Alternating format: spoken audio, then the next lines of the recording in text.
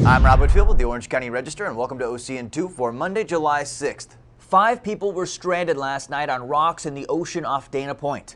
The 5 men were rescued by lifeguards after a 22-foot bayliner hit rocks in the Headlands area north of Dana Point Harbor sometime after 9 p.m. OC Fire Authority and OC Sheriff's Harbor Patrol both participated in the rescue. The 5 men were stranded for more than 2 hours, but none of them had to be hospitalized.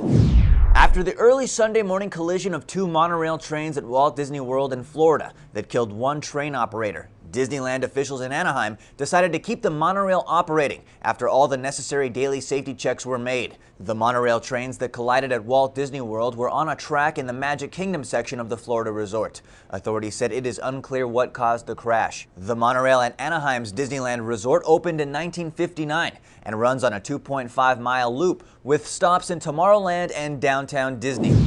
Tonight, John Wilhite, the lone survivor in the April 9th car crash in Fullerton that claimed the lives of Angel pitcher Nick Adenhart, Courtney Stewart, and Henry Pearson, will walk to the pitcher's mound at Goodwin Field on the Cal State Fullerton campus to throw out the first pitch at tonight's Orange County Flyers game, which is also a fundraiser for the Wilhite Foundation. Wilhite has bewildered the medical community by talking and walking less than 2 months after an internal decapitation where his skull was separated from his spine.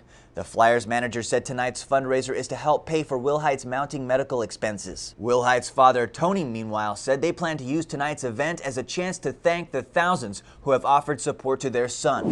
The beaches were jam-packed on Saturday for the 4th of July, as tents and umbrellas started sprouting as early as 6 a.m. For lifeguards, the 4th of July holiday is typically the busiest in terms of beach attendance, with about 105,000 people filling in the 7-mile stretch of coastline in Newport Beach alone.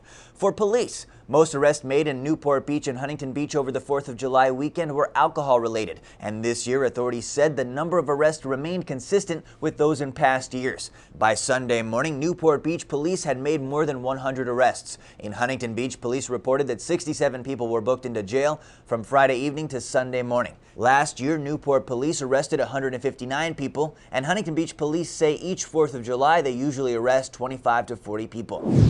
And next Saturday, it's time again for the annual mooning of the Amtrak in Laguna Niguel.